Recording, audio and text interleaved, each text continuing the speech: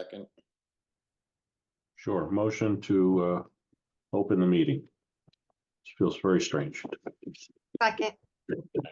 Motion by Paul, second by Amy, and we'll just roll call it real quick. Paul, Yes. Andy, Yes. Amy, Yes. and myself is also a yes. This is Finance Committee for Thursday, March 21st, 2024. Meetings being recorded, all votes via roll call, and we have Paul Benjamin, Andy Kopacki, Amy Fiden, and David Phil in attendance. And first thing on the agenda today, we're going to talk to the schools. So I see Dr. McKenzie is here and Chris is here. Yeah. So Sure. Sure. Happy to be here. Thank you so much for having us. We're grateful for the opportunity to talk to you about the school department budget. Is it okay if may I share my screen? Is that okay? Take you through that? Please. Is this doing this? Annie, you should be able to share. What's that? No. You should be able to share. Okay, hold on. Interesting. I don't see it coming up. Chris, I'm wondering if share slides as virtual content from second camera. I'm so sorry. I'm not sure what's happening here. Computer audio, video. Slides as a virtual back. Sorry about that. Chris, I'm wondering when I go to share screen, I'm not getting the option that I normally do of just my slide, just my tabs in the background. That's not even coming up. Let's see. Let's try this. Let's try this. Give me a minute here.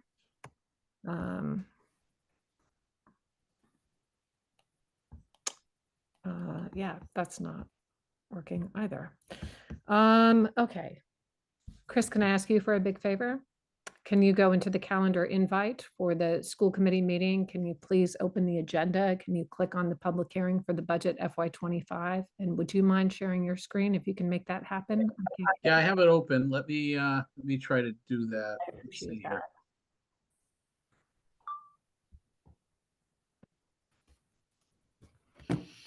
Beautiful. Can I ask for a big favor? Thank you so much. And so we'll start off, we start every budget presentation. We are also, I will announce for the public, we have as required by law, our public hearing of the FY25 proposed school department budget for the general public and for the school committee this Monday, March 25th at our regular school committee meeting at 5:30. We originally submitted a budget as was requested by the town administrator, just generally stating our needs at level service next year. We then heard back from the town administrator and also from the treasurer that all of the asks from all the department had exceeded available revenues, and that happens often. Particularly, we understand some of the challenges that the town is currently facing, especially given the fact that ARPA funding is coming to an end, and that puts all towns in kind of challenging situations. So we did do some adjustments based on the feedback that we received, and this then is why it's labeled final, because that is after feedback from the town. Of course, we do recognize that ultimately the FinCom will make recommendations to the select board, and the select board will ultimately decide what goes on the annual town meeting for vote. So we always start with just our general vision and our theory of action. In this, I'll just talk a little bit about some of the strategic investments for fiscal year 25. Those include, and you'll see some of these reflected in changes to function subtotals. So we previously, although you've always seen Chris's face, Chris worked for an outside entity and was assigned to us 1 to 2 days per week in district. For the most part, he was always with us 2 days. We were grateful for that, but we decided to move business management services in-house and make Chris an employee of the district. This is given the fact that we have a number of capital projects. Some were already underway, like the Fields project, which has been going for a while. We have other projects that we've just started the locker rooms. We're in Monday night, we'll be selecting a designer. The design to do engineering work that we need as part of a technical assistance study if we are to consider moving forward with the deep energy retrofit and renovating the HES playground. We have increased our educational support professionals by 2 full-time equivalent positions, and that is based in large part on individual education plans. This wasn't an increase. It looks like an increase. We've been paying for it. The expense has always been with us. We were using circuit breaker funds to pay for some related services, in this case, a therapist, occupational therapist. Our circuit breaker funding has been decreasing and will continue to decrease. There's good news and it's bad news that we're losing circuit breaker funding, but circuit breaker funding is something that schools get, and they get it after an individual student tuition. If a student has an IEP and their individual tuitions and related educational expenses are greater than 4 times foundation budget. So for example, this year foundation budget per pupil is just slightly, or in FY25 will be just slightly over $13,000. But to make the math easy for me, let's say it was $13,000, that once expenses for an individual child exceed $52,000 in that scenario, then the district gets funding back from the state at a percentage. So it's, when fully funded, correct me if I'm wrong, Chris, I believe it's fully funded 75%, or is it supposed to be 80% of, it's never fully funded. But if it were, I think normally it ends up being around 70, when all is said and done, 69 or 70% of all expenses over 4 times circuit breaker. So we were paying for a position out of circuit breaker funds because we have fewer students going out of district, which is good news. Also means we have less circuit breakers, so we had to move those expenses into the operating budget. And we have invested a great deal in a number of pathways in the district. Our goal is to really have every pathway available, which these are college and career preparatory pathways for students at Hopkins Academy. So we've made investments there. Chris, if you want to, we can just skip down to the description of some of the things that changed. So rather than trying to read these individual lines here, we have a description beneath it. Again, all of these documents are publicly available, and they're part of the school committee agenda, which is currently on the town, posted on the, I think we posted it today or sent it over. If it's not posted today, it was posted this afternoon, it will be posted tomorrow. So this is a description of any changes to a function subtotal that was changed by 5%, either an increase or a decrease. So we have seen a reduction in general administration school committee. You can see there a reduction in some of the dues and subscriptions. In finance and business, that I explained to you that we previously outsourced business management services. We've now brought that in-house and full-time. In the original version of the budget, we did have a portion of the amount of money the town had requested for, I believe, an upgraded HR system. When the town indicated that we needed to reduce the budget, they also signaled that that might not be something you're looking at in FY25. So that was one of the ways in which we were able to bring down the increase to local to what was requested of us. So we have changes predominantly. The greatest increases, and you'll see this in a table, have to do with increases associated with personnel. So whether there was wage adjustments or increases, contractual increases, that's where you see the greatest increase. We did increase our daily sub rate to be commensurate with regional averages, so we didn't struggle to find substitute teachers. Our paraprofessionals have a new wage scale for fiscal year 25. In professional development, we saw a decrease there. So we're moving away from getting direct services and support from certain agencies and we've built up in-house capacity so we can do our training in-house. We were able to eliminate some textbook expenses. We anticipate some of our textbook purchases will be covered by some grants available from the state. Chris carefully analyzed historical expense data in various lines and reduced wherever we could. I already explained the other instructional services. In some cases, employees who had resigned or retired may have been replaced by more experienced employees. Our transportation contract, that hadn't been adjusted in 5 years. We just went out to bid this year. So we adjusted the budget accordingly. And then Chris was able to lock in rates on various utility services. So we adjusted that accordingly. Chris, do you mind going to page 5? Thank you so much. And I did also indicate our special education tuitions. We've seen a decrease in those, which is, we're grateful for that, grateful for all the work our special educators, the support staff, and our director is doing. So you can see overall, which is pretty common, that people are the most substantial and expensive part of the budget. And then we know that the town wanted us to stay below 2%. So we looked everywhere that we could to make adjustments to make sure that we can meet the request from the town. There's descriptions of object codes so people know what's in each one of those codes. These are the codes that the Department of Elementary and Secondary Education uses for accounting, and they're the same codes that you'll see on your end of year report for the town when Chris does it for the school side of it. So you can see what's included in each one of those. We're grateful that we saw, as I said, some decreases in our out-of-district tuitions. It's helpful, as well as in some other lines. Chris, we can go to the next one. Here, our revenue comparison. So you're looking at last year. Local contribution is ultimately what the town votes on. This is what the select board determines, is what the select board and the town will allocate to the schools for the local portion of the budget. In fiscal year 24, it just over 7.7 million.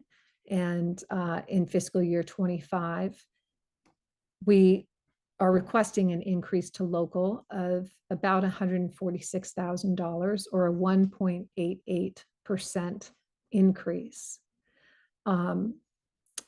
Where you see changes, we have seen some decreases in some of our sources of revenue from grants, and in some cases revolving accounts.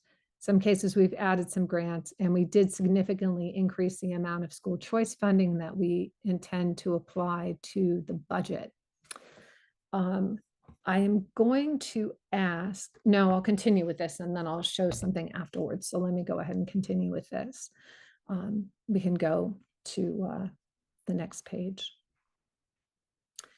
So our school choice revenues and reserves.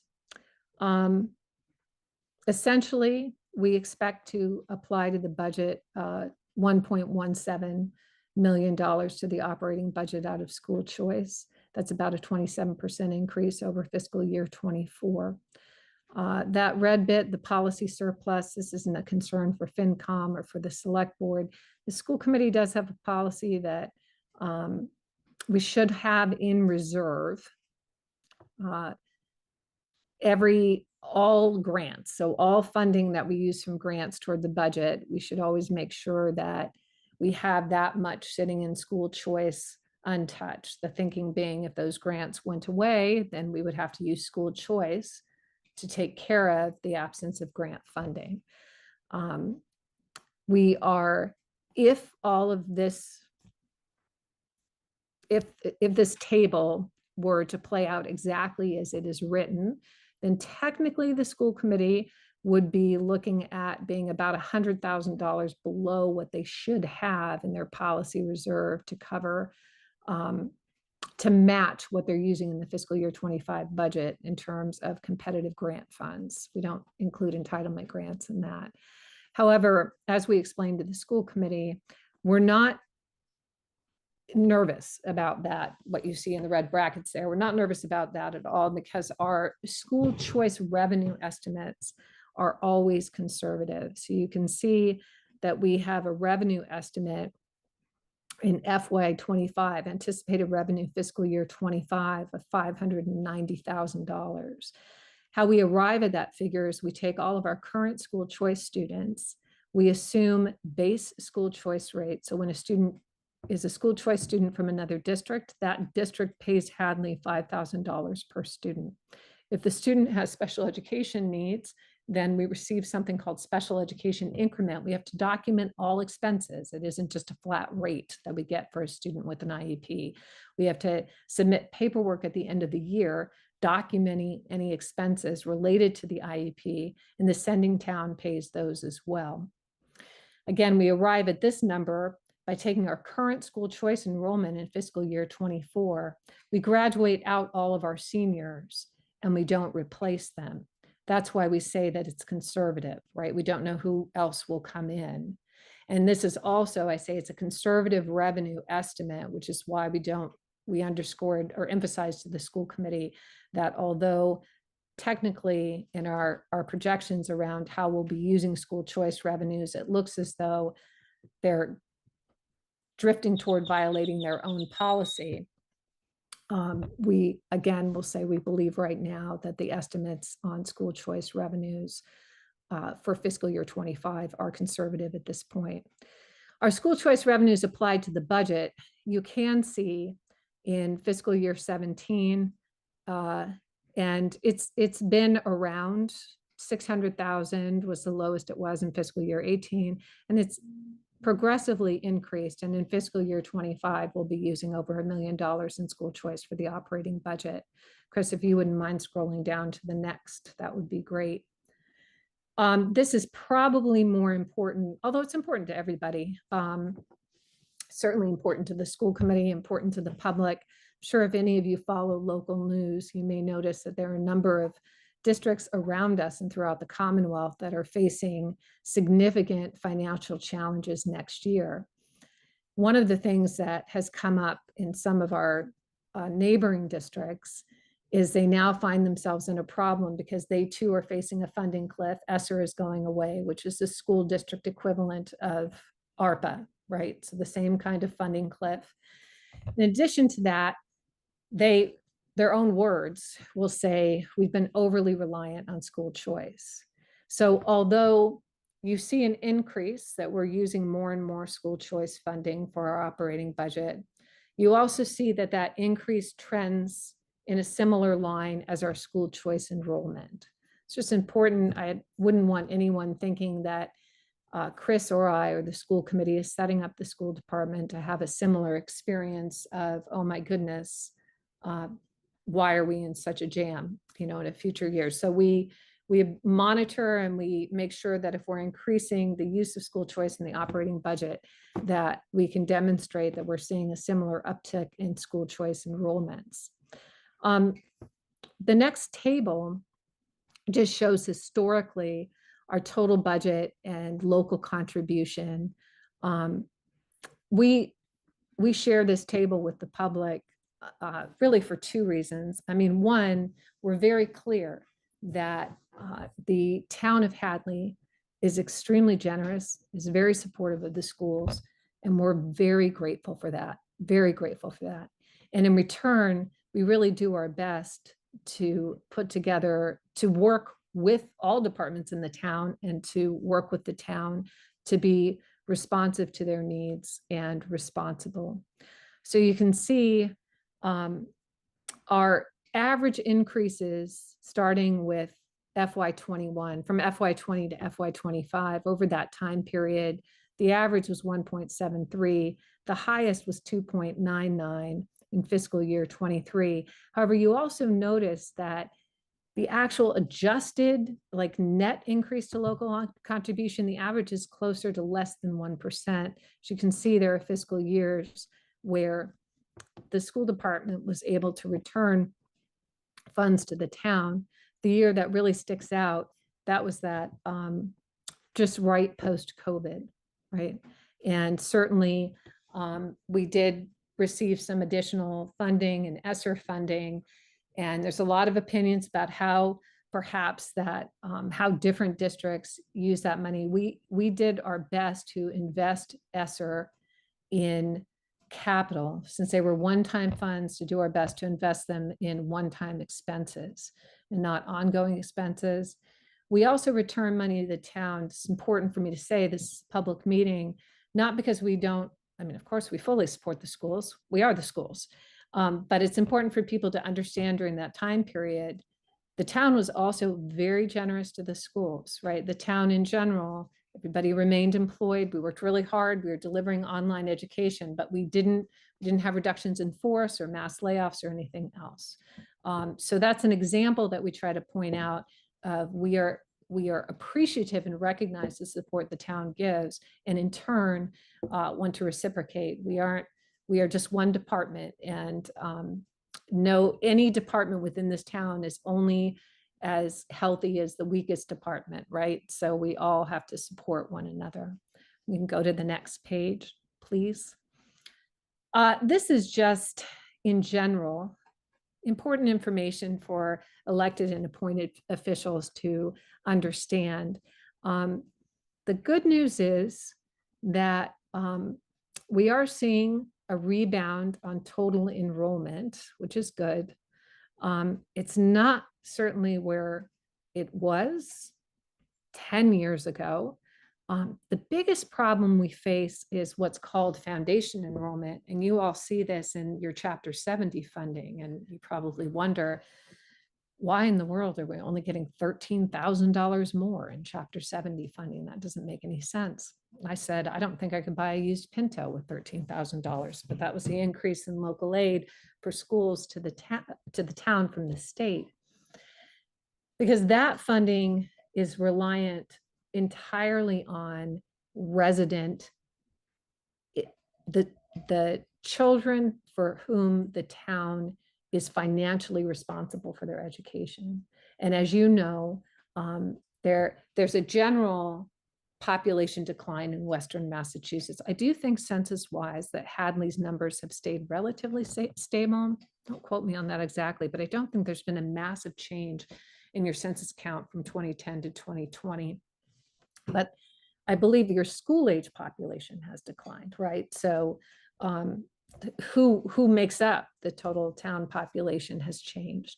And that does have an effect on Chapter 70 funding. There are some projections that indicate that we should expect an increase, and I'm not sure how demographers arrive at this conclusion. There's an organization called NESDEC that projects that our enrollment will really start to turn a corner around 2028 and 2029. I know they look at birth rate and they look at different cohorts. I couldn't quote for you exactly how they arrive at that, but I'm happy to research additional information or pass on those reports to anyone who's interested. Chris, would you mind going down a page? Thank you so much. Actually, we talked about enrollment. You can go down again too, if you don't mind. Again, yeah. Okay, so school choice is important. This is the trend that certainly the town wants to see and that we want to see. Our choice in increasing roughly 95. It says 94.6 because school choice, the revenues and expenses match the date the child arrives. It's not just a flat the entire year. They prorate it depending on when the student arrives. And you can see choice out, the lighter green bar has decreased. We have a little uptick from 23 to 24, but we think we're back on the downward slide, but it certainly is much less than our choice out is much less than choice in. Would you mind? And so again, in terms of revenues versus expenses, you want your revenues higher. Our virtual school tuitions from a high of just over $48,000 down to just over 10 in FY24. That is trending in the right direction. You can go to the next page. I'm sorry, this formatting is terrible. When you go from Word into you can keep going, into a Google Doc that I can share. I won't spend a lot of time here because it's impossible probably for you to see at this moment. Again, I will say again, and I'll send the link out to this group, but it's publicly available on the school committee agenda. This is just if people are interested, which communities are we getting children from, that's in the green, and where are our students going, right? So we track that by year. Where do they come from and where do they go? This is strictly through school choice. Yeah, you can keep going with that. And then when are they leaving the next page? We also track closely what grades.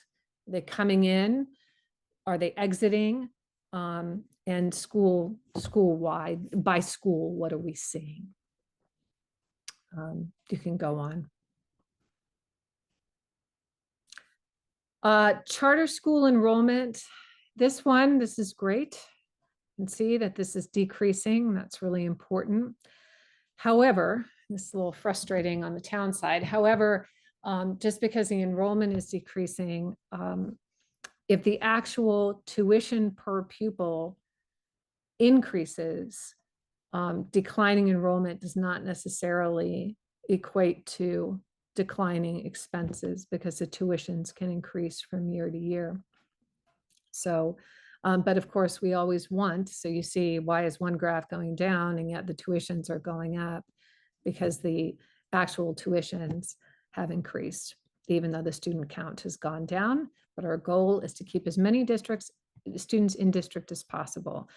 We respect every family's choice to make whatever decision they want for their children, but we really want to make our schools places where families feel like, wow, my child can get what he or she needs. So vocational school enrollment, you can see that has gone down from 35 in FY19 to 13 in FY25. And you can see also a corresponding decrease in tuitions. Those tuitions track a bit more logically. Voc school tuitions and charter school tuitions are established differently, and there are different formulas for coming up with them. We do believe that some of this can be attributed to the number of high quality college and career pathways we've established in the school district. The state started a program, I think it was in FY19. I mean, we were at the very start of it. So we were probably in the first cohort of 10 districts that had any of these pathways. We were one of the first early college high schools where students can take college, credit-bearing college courses free of charge. We were one of the first districts to have innovation pathways. These are structured career pathways to prepare students for jobs in high demand industry sectors. The two pathways we initially had approved by the state were life and environmental sciences and business and finance.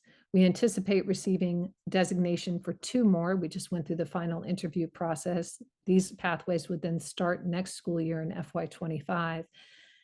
One of them is in computer science and information sciences. The other pathway is in clean energy.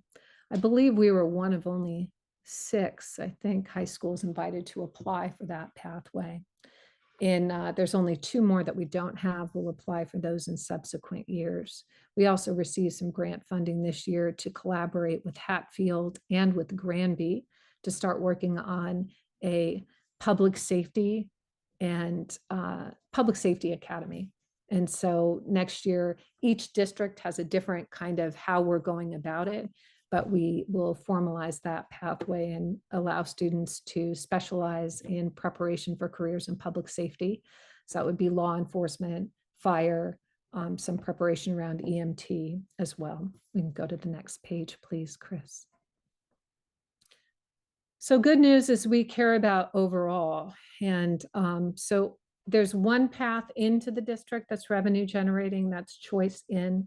There are 3 ways students can exit: vocational, charter, and choice out. There's 3 ways out, there's 1 way in. So it's always a challenge. Just keeping those numbers even would be a challenge, again, given that there's 3 exits and 1 entrance.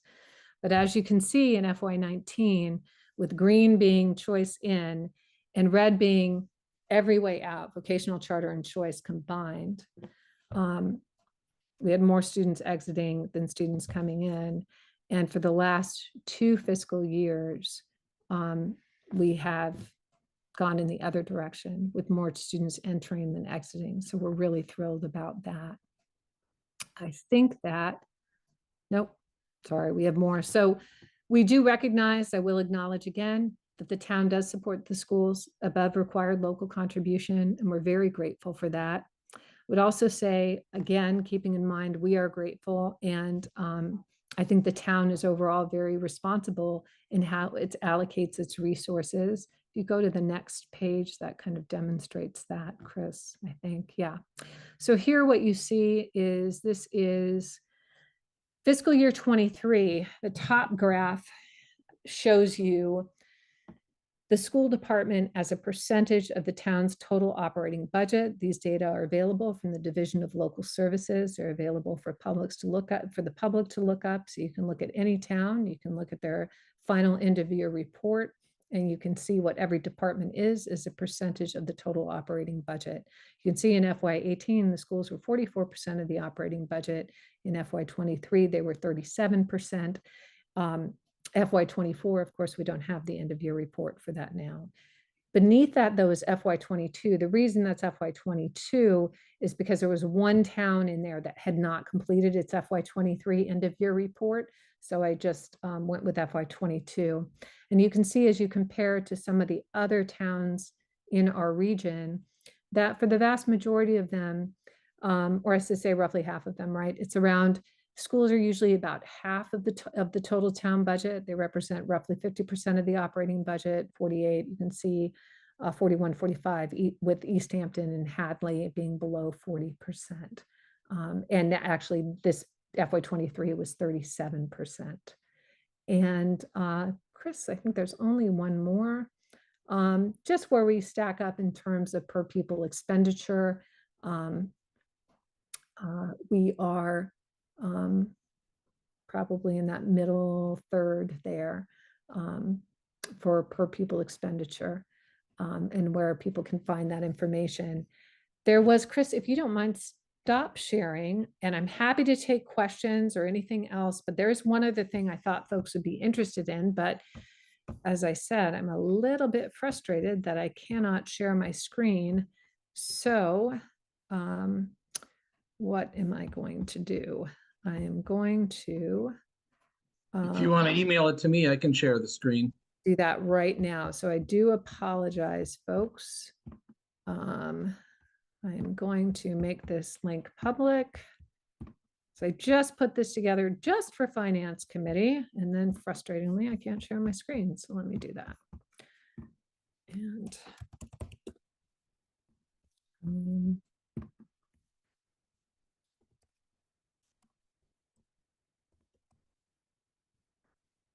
thank you for being patient, folks. So Chris, I just sent you that. And when you open it, if you could go to sheet 2, I would really appreciate it.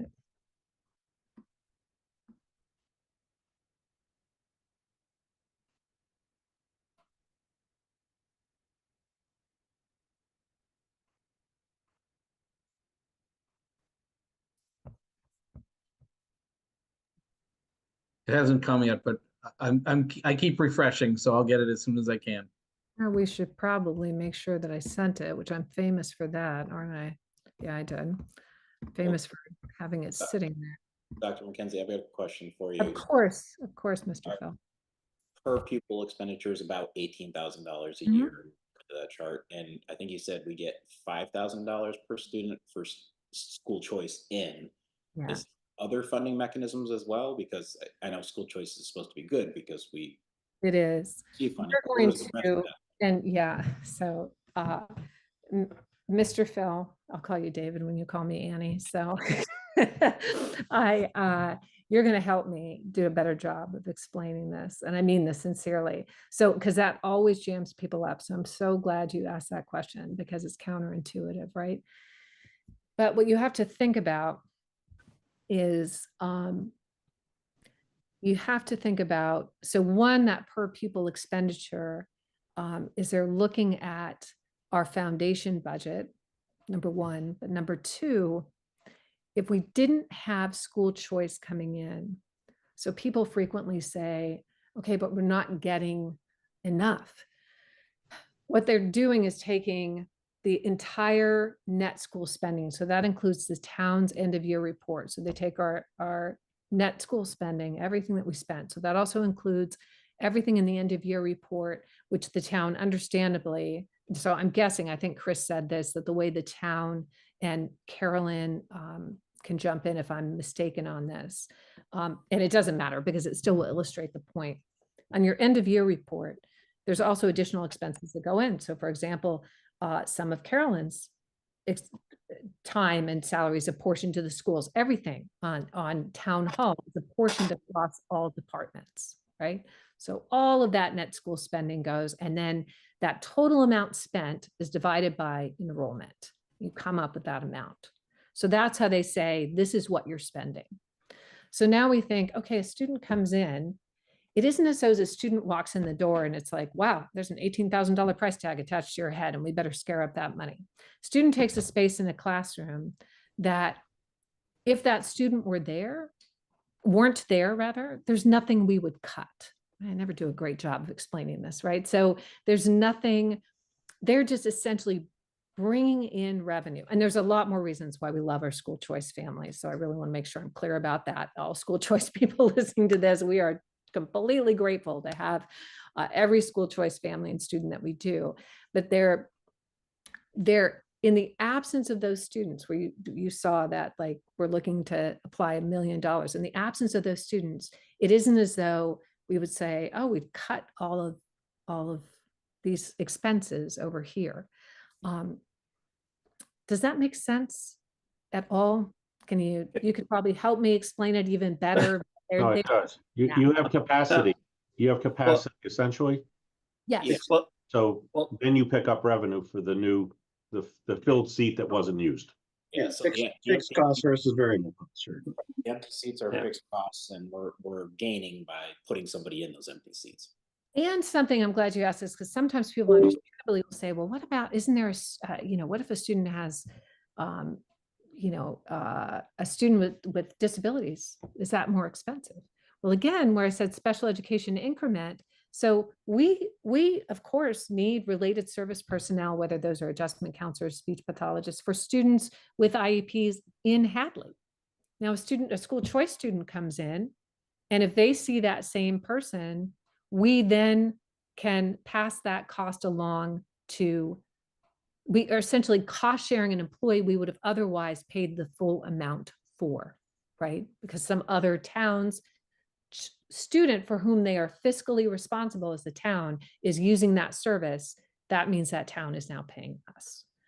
Chris, if you just go to the top of this, I can explain what I did here. So this is information that business managers are collecting. The names of districts are not in alphabetical order because what I've done is I ordered them.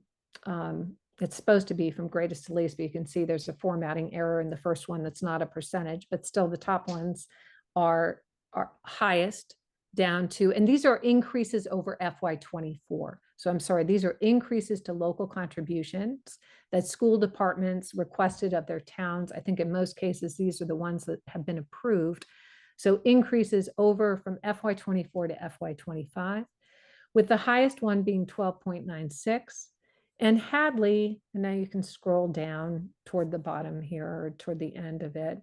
We have information on roughly 94 districts, with Hadley being in the bottom 4 right now. Again, this isn't every single district. It's just a number of districts that have participated. I will be adding more information that I got today or read in the paper today. So the average 5%, the max 12.96, the median 4.72. Hadley's request for an increase to local contribution from FY24 to FY25 is 1.88. Just wanted also that I had created so you would have some context. That 1.88 is based off your final budget request, right? Not the initial. Correct. So originally it was more than that. Originally it was original request to local contribution was 3.75.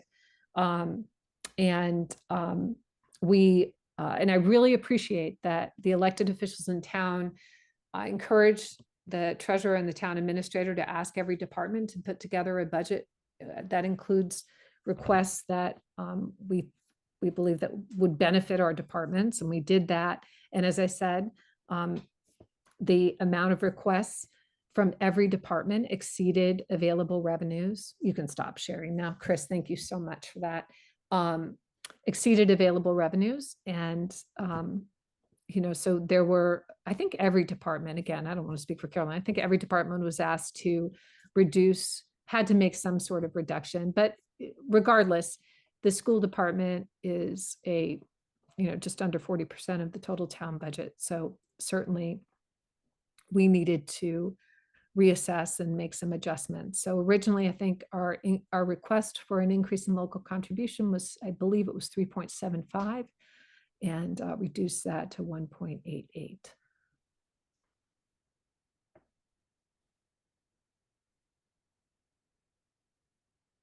Anybody have any questions? Amy? I just have a quick question. How does homeschool kids affect us? They're not, so you don't receive Chapter 78 for them. So they're not counted in foundation enrollment, which means the town receives no local aid for them. So on the town side, when you're looking at, as part of what you do with Carolyn and the select board, and when you review the cherry sheets on the town side, and you see that Chapter 78 number, that Chapter 78, which is designated for schools, does not include homeschool students. So they don't show up in that equation at all.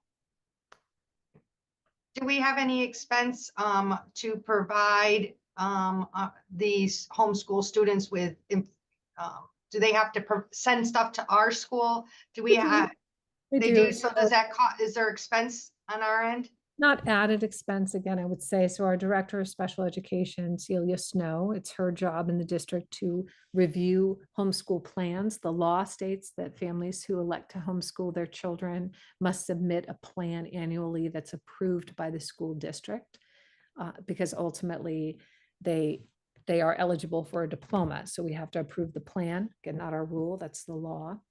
And then we do have some students who are homeschooled who participate in athletics, but that I wouldn't say is an added expense, because those things, think about it like school choice. We're not hiring another coach or hiring somebody to do these things. We do provide services as required by law and as our policies and in accordance with our policies, but I would not say it's an added expense. But it does not, the town does not receive Chapter 70 funding for homeschooled children. Thank you. Sure. Andy, did you have something? Me, I was looking on the school committee upcoming posting on the town website, but you said that budget wasn't there yet, right? It will be coming out soon, or? No, it should be there. It should be there. Is the agenda posted or not posted? I Is saw the agenda- agenda and I didn't see an attachment, but maybe. It's not attached. It would be if you click the link. Are you able to click links? And if you're not, what I'm going to do right now is, I wonder if I can put this in the chat. Am I able to put things in the chat? Do I have that capacity? Let's see. Or is chat disabled? My chat might be disabled. Is it? It looks like it is. I don't Yeah. see. Okay, here's what I can do right now if it's helpful. I do apologize for that. So let's see here. Here's what I can do right now is, are any of you, so for example, Link- the David link does Phil, work. can I email it to somebody here that it just auto-filled, or Amy? If I can email the link to you right now and you can pass it on. I'm sorry, I don't have everybody's in front of me. There we go, FinCom, that to you. And I think I have the right one here.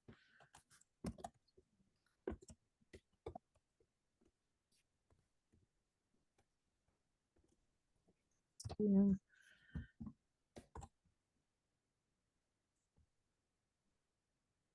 There we go. Okay, I think I got two folks. I'm going to forward it to you, to Carolyn, in case I'm missing people. I am missing people. I know that. It's just your emails aren't going to autofill for me right away. I want to try to get it to folks.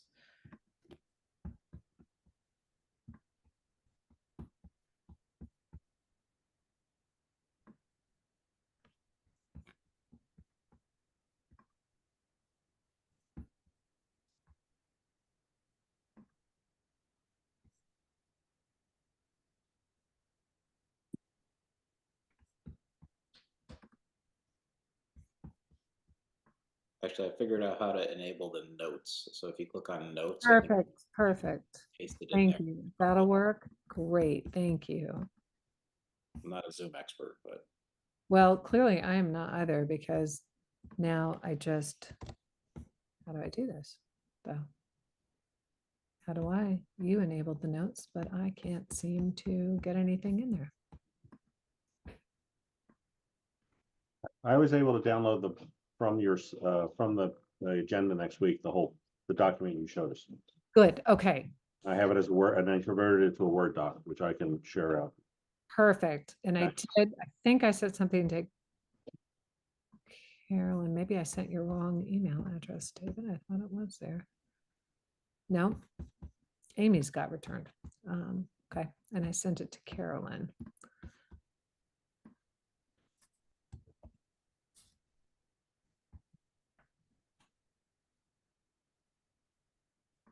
Right.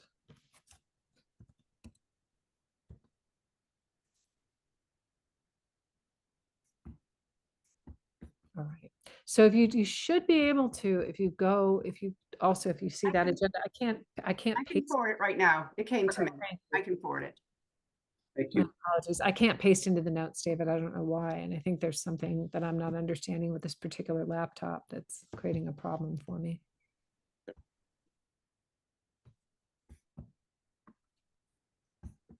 David, I just sent it to you also. yeah, go ahead while we're waiting. Anyone else with any questions about, just in general, about the school department budget? No, I think it's a very nice presentation. Thank you so much. Very Yeah, informative.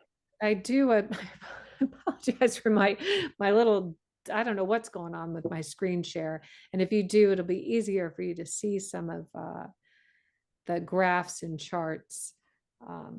But thank you for that kind feedback. I want to say again how grateful we are for the wonderful working relationship we have with our town administrator, with everybody over in town hall, and with all of the departments. I really do feel like this town works very hard to try to say what is the best and most responsible and strategic way that we can allocate limited resources. Resources are always limited, to do the best we can for the most we can. And I really do think that Hadley exemplifies that. So I appreciate working with all of you, and I know Chris does too. Thank you for that. I want to say, you answered the question before I even had it, because my question was at first, what are you doing right that the neighbors are doing so wrong? Because I kept seeing in the newspaper, the other schools. So, it's good to see that we're in good shape. Well, yeah, I mean this sincerely. So, leadership is really easy when you lead talent and kind, good kids. And so we have that luxury. It's also really easy when you work for a responsible, kind, and rational town. And I mean that sincerely too, because it's not always the case that school departments and town departments work well together and have functional relationships. But I do want to be, it's challenging out there, and I think other districts and towns are working as hard as they can. It's a challenging environment, and it was really hard for people not to invest those one-time cash infusions and ongoing operating costs. It's really hard not to do that. And so I think that's some of the challenges that folks are facing. And we did try, and our staff has been really good about this, to keep our eyes on what direction is the state headed? What does the state budget indicate about where the state's likely to make investments? We believe in high quality college and career pathways. We absolutely believe in it. But I don't know, I chase those things like a starving dog chases a meat truck, because it was so clear in the state budget that this is where, and this started with Baker and it's continued with Healy, that this priority is not going away, that funding has just increased exponentially. And it's helping us receive grants that we have then been able to use to supplement costs associated with some of our positions even. So all things that, it's everybody. It's everybody. Thank you for that compliment to the school department. It certainly isn't me. It's It's the people I have the privilege of working with. So thank you.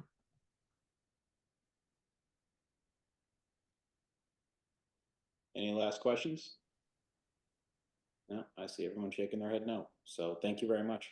Thank you. You guys have a Yes. great night. Thanks so much. Thank you again. Okay, and so we'll go back to the agenda here. Minutes approval. Amy had sent out some minutes this afternoon. Did anybody get a chance to review them, or do you need until next week to review? I sent some out before, like they were a while ago, but we hadn't had it on the agenda, so we passed over it. And then I sent the same ones so that out again today. But they were and then in there, what I had done was really there's the minutes, but then I said see attached, and it's in the attachment right there with the minutes is whatever we talked about, whether it be the agenda, the warrant, or one of them being the I think it was, and I don't know if this should be in there, the complaint was in, I said see attached. I don't know if that should be, but it was what we voted on, so I attached it. I also attached in one thing because it was a document that we were working on off of was the timeline. So I attached that. So anything that we were given, I attached. Okay, so this is October 2nd of last year, and then also October 11th of last year, correct? Those are the two at last ones that the two last meetings before town meeting. Yep. All right, so those you had sent out originally quite a while ago, right? I did, but it wasn't on the agenda, so we didn't formally approve it. So if everyone's had a chance to at least look at those two, like if we could approve those, and the ones you just sent out, the new ones for tonight, we'll make sure that's on the agenda next week, just so everyone can read them over real quick and make sure they're good. So if it's all right with everyone else, if I could just get a motion to approve. Motion to approve the minutes of October 2nd, 2023. We should do two motions, I think, right? They can be combined. They can be combined, and the October 11th, 2023 FinCom minutes. Second. Okay, motion by Paul, second by Shardul. And any other discussion on this? I will roll call. Shardul? Yes. Paul? Yes. Andy? Yes. Amy? Yes. And I'm yes as well. Okay. Then we'll put those other ones on next week's meeting. I'll have more. So just keep putting it on the agenda, Okay. and I'll Thank you. keep writing them up. Thank you for that. Yeah. Not last thing. We have a review of the FY25 annual town meeting warrant. Committee may discuss the individual articles on the warrant, and they're all listed there on the agenda.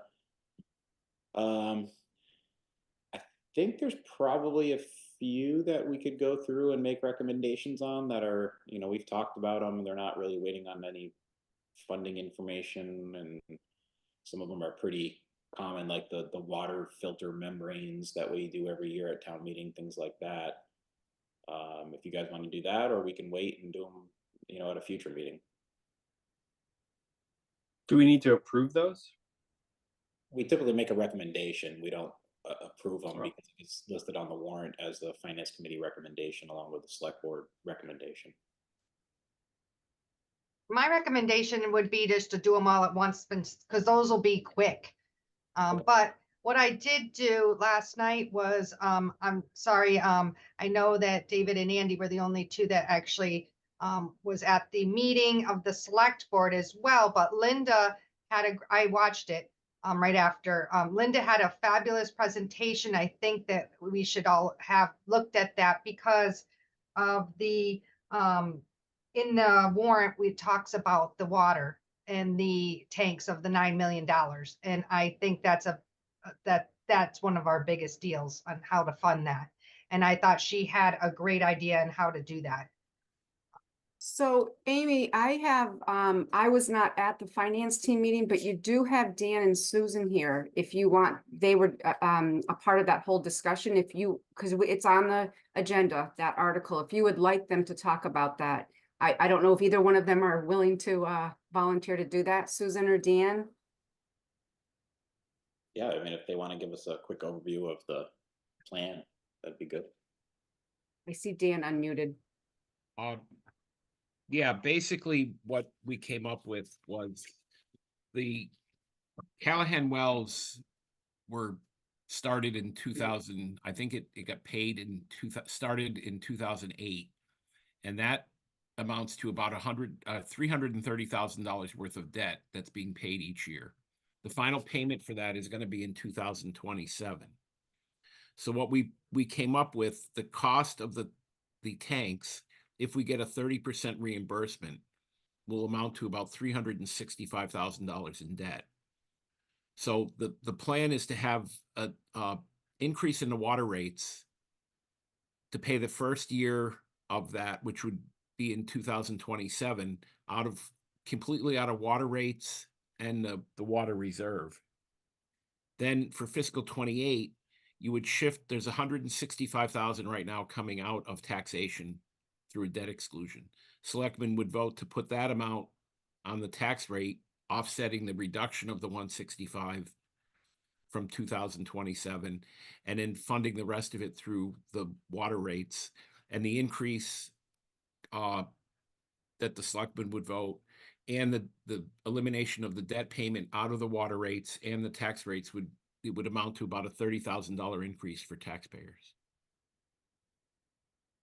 And that would be It over. would be, it would be feathered in, so, you know, it would be kind of a level, keep our debt at level without a whole lot of impact to taxes or rate. Was a 30-year loan at 4%, which they think that's highly probable that we could get that. And Scott was pretty confident about the actual grant funding or the contribution, right? Yeah, there's something that we would get. He wasn't sure if it was 30. I think Linda was hoping for 40, but Yeah. we used 30 in the calculation and it works out where it's almost even. Okay, so if we got 40, we'd be even in better shape. So, okay, awesome, thank you. But what I did hear, and I thought this was interesting and very important to put it in dollars instead of just percentage. I remember hearing her say that the increase that goes to water, worst case scenario is like a 16% increase, right? Because you do an additional 10 over the 6 on top of the 6 that we already had. So there'd be a total of 16% increase, but that equaled to an average tax bill of $8, correct? I did it on my water bill and it ended up being $8 a quarter. And, you know, honestly, you look at it, we don't really have a choice to say, no, let's not do this. And for an $8, and granted, you know, it's a single family residential, but it's not crazy. So. Sounds good, thank you. Any other questions on any of that? All right, then I guess we'll keep, does anybody want to discuss anything else that's on the warrant tonight? Any questions that we need researched or anything before we're getting down close to voting time in the next few meetings? No? Okay. What did we decide on the just to double check that I understood the water, didn't we have another thing for the water, one of the other articles? There was the water management, Yes, I think it was called. yes. Carolyn, Is- any updates? Was that changed at all, or is that the same as what we had before? I didn't catch that. Susan's going. Nothing's changed with that. Nothing's changed. Susan's frozen, so if she's trying to come back, she's frozen. Oh, there she is. I was watching capital planning. They're talking about the water management plan and that type of thing. I think there were two other things that would come out of reserves. So it wouldn't have an impact on water rates. And the culvert on East Street, that would be taxation. But again, they're looking at ways to kind of feather that into our borrowings too. Last few questions were, the ladder truck. I see that the last, document I have, it's 2 million. So that's because we took out the 2 million covers just the new ladder truck. It's taking out the, refurb of the other one. Is that correct? Correct. Yep.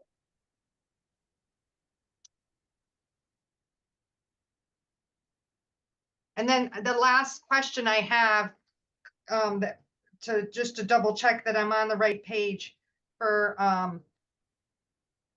when I'm doing my, research a little bit, the ambulance. The ambulance, that's not going to be an article. That's just in the budget. Or are we looking how that ambulance budget? Is that for fall? I'm just trying to make sure I understand that. Where are we getting the money from? So we have not finalized that. We're still, I know you were at weren't you at the last meeting, but we were talking about that. I think there's still some discussions, and I think we'll have a more affirmative thing when we meet next. Okay, For the rest of what it's gonna cost, what's out of that article to run the ambulance, right? That article that we had just for the funding of the ambulance. Yes, I don't think we've made a final decision about that with the recommendation to bring to the finance committee. okay. Okay. That's Article 19 you're talking about, correct? Which is just a blank. Yeah. Okay. Okay. Last call for warrant questions or conversation? No? Okay. Let's go down to number 4, open meeting law complaint, Susan Del Molino, March 4th, 2024. And Carolyn, do you have that in front of you so you could share that? You're muted.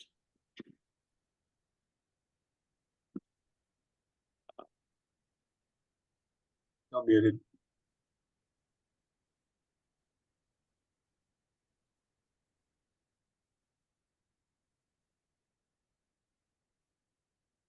You're muted, Carolyn. Yeah, I know. Did someone else say they were grabbing it? I just have to look through my emails. Let me see if I can. If anybody was faster, I was gonna have you do it, but I'm sure I can find it.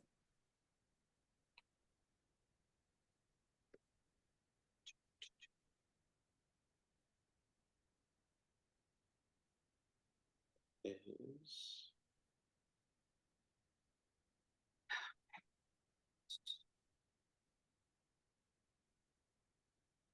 I'm gonna pull up the response. Is that right? Is that what you're looking for? yes, please.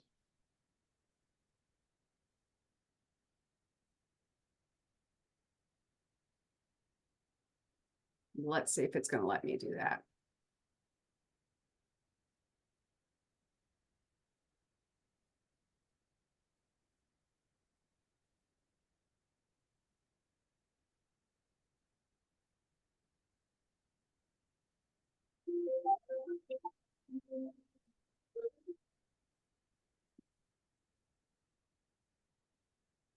All right.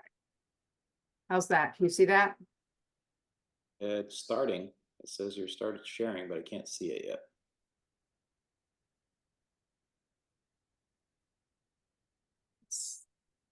Yeah, my laptop. How's, There we yes, go. we go. okay. Okay. Do I need to read this, Carolyn? Do you Yes, I would.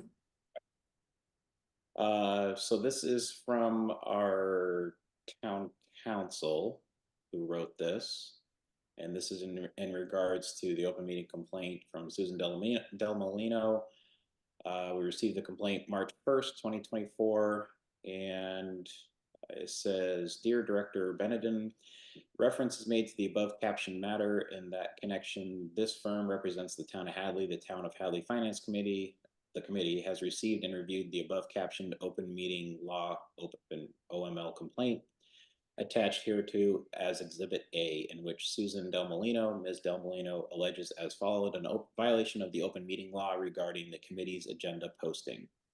Quote, the Finance Committee has posted the exact same agendas for the following meeting, Thursday, February 29th, 2024, March 7th, March 14th, 21st, 28th, 2024, 6 p.m. See attached. This is the second open meeting law complaint filed against the Finance Committee in recent weeks for lack of specificity in the agenda. While this current agenda is more verbose, it is not more specific than the previously tersely worded one. It is unclear if the February 29th, 2024 meeting was actually held, but the agenda for all future meetings remain posted. See Exhibit A2. As a remedy, Ms. Del Molino requests the following. This is number one, all members of the Finance Committee should educate themselves on the open meeting law, in particular agendas. There are a number of recent open meeting law determinations that address this specific issue of non-compliance that FinCom members are encouraged to read before proceeding with the current agendas. See Determination 2/7/2024, Open Meeting Law 2024-27-Sturbridge Finance Committee 2.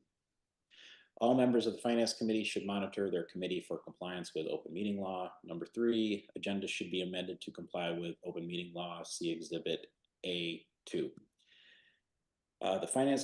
This is the response from the attorneys. The Finance Committee acknowledges its error and has posted the correct agenda. The committee states that there was no meeting held on February 29th, 2024. See Exhibit B, Notice of Finance Committee Meeting Cancellation. In prior determinations, the Division of Open Government stated that if no meeting is held, then there is no violation of the open meeting law, OML 2022-1023. More specifically, in that case, the Division of Open Government held that even though the agenda may have been insufficient, if there was no meeting, there is no violation. Nonetheless, the committee appreciates being notified of the concerns of the citizen related to the posting. The committee acknowledges its obligations under the open meeting law, including that each agenda must be individually posted with reasonable specificity for items to be discussed, General Law, Chapter 30A, Section 20B. Here, the committee further acknowledges that an agenda item titled New Business, for which there are no specifics and no way for the public to know what might be new business, is insufficiently specific.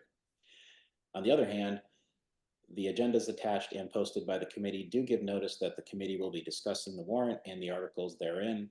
In order to better facilitate information to the public, the committee has provided corrected agendas for its March 7th, 2024, as well as March 14th, 2024, and March 21st, 2024 meetings have been attached hereto for reference and to demonstrate the committee's compliance. See Exhibits C, D, and E, respectively. B, the town of Hadley at large has scheduled open meeting law training.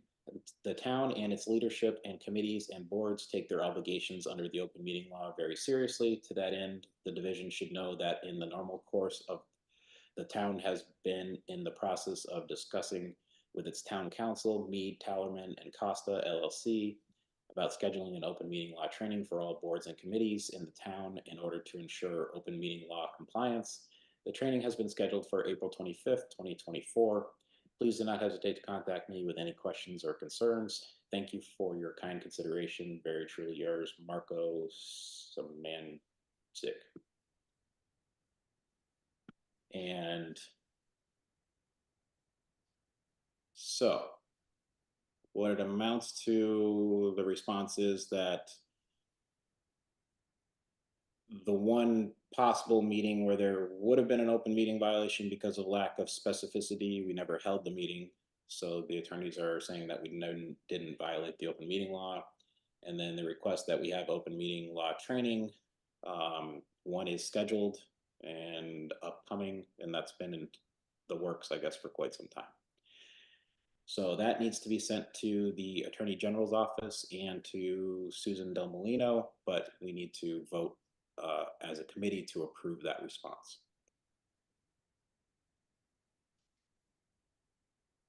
Motion to approve? Second, Okay, motion by Shardul, second by Amy. Any other discussion on the open meeting response? Okay, roll call. Shardul, Yes. Paul, Yes. Andy, Yes. Amy, yes. and I'm a yes as well. Okay. And last item, number 5, any items unforeseen 48 hours in advance of meeting? Anybody have anything? Andy? Yeah, in lieu of last night's OPEB presentation, which was very thorough, and appreciate those, the folks who've been monitoring that for us. It's gave me a little bit of time to think about it, and certainly something I'd like to see perhaps in future budgets is that as we know, headcount in town carries additional expenses beyond just salaries and wages. It includes things like matching tax paid for the income, as well as benefits and the OPEB liability. It would be, I think it'd be helpful for us and for the departments to recognize when these changes in salaries occur, that there's also a similar change, that there are changes that affect both of those three non-wage benefits and costs of having staff. So I think we should just consider, not, we're not meeting now, but I'd like to put it on the agenda for the next meeting, that we talk a little bit more about exploring that and maybe having that for future budgets. And I'm not discussing, I'm just clarifying just for the agenda purposes. Are you looking for what the cost is for just pay raises and for new positions? Or are you looking for what all current positions contribute to those liabilities? Well, I'm sure these folks have there's a formulary in which they achieve the OPEB number. And of course, taxes is something that comes out of payroll benefits. And, and benefits that in the cost of healthcare and other benefits are also there. I mean, in the private sector, we have a full, we get a statement where I work that has 100% of your benefits in it. And the one thing it doesn't have, of course, is OPEB, but it does have all of the company costs that are associated directly with a individual employee's wages and benefits. I'm not saying that we get down to the employee level. The granularity I was after would be at the department level as we're reviewing the departments. So when you're looking at adding another, well, I don't want to get too far into the discussion and, maintain that for when it's on the agenda. But what I would like to suggest is, discussing the concept of having those three different items be broken down underneath at the department level, right below wages and salary. Okay. So then I'll add that to, well, I guess we need to discuss real quick what's on the agenda for next meeting. But we can probably add that to that if we have enough time. On the agenda, maybe for next one, maybe we could say, could we have like a liaison report, only because I think, and maybe that will be in there when we discuss the warrant, because of the CPA items or any capital items or anything like that. Yeah, let me look at, let's see, next week is the 28th. And if anybody didn't get a chance while you're looking that up, David, if you didn't get a chance to watch last night's meeting with from the two consultants for the town, I encourage you to do so regarding OPEB.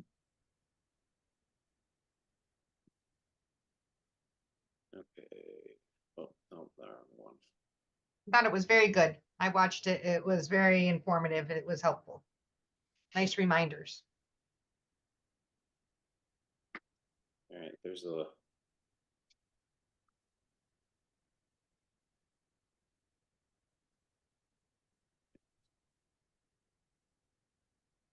For some reason, it's not letting me pull up next week's agenda yet on the calendar there. I don't know that it's posted, but Yeah, if we could do a liaison report, I think that'd be fine. We could kind of update what's happening with, I know I can talk about capital a little bit. CPA, I'm sure they got some things that are in the works and kind of see where we stand. Do we want to call back any department heads to talk to one more time? Anybody wants to see? No? Okay. I'm fine. It'll be good. I won't be here next week.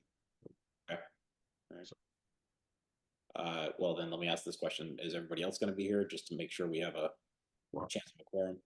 I plan on it. Okay, all right, so we'll still have a quorum at least. All right, so we can talk about liaisons from various committees, and then Carolyn dropped off. So I think we can have just final discussion about the budget in general and any changes that we see fit. And that'll be probably one of our last chances for adjustment or changes before we start looking hard at the warrant and making recommendations on that. Okay. Okay. Good. You need a motion? Yeah, that would be great. Motion to adjourn. Second, All right, motion by Paul, second by Amy. Roll call, Shardul, Yes. Paul, Yes. Andy, Yes. Amy. yes. I'm a yes as well.